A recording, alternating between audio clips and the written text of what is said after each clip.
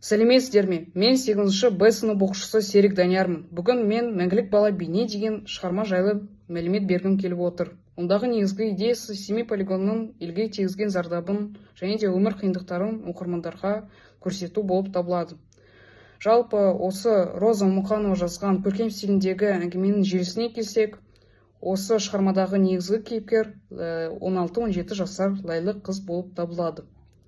Алайда ол саңырауқұлақ іспеттес жарылыс нәтижесінде 8 жастағы мүгедек ретінде бейнеде қалған еді. Ол өзінің жүрексіз Қатираның тәтесінің үйінде өскен болатын.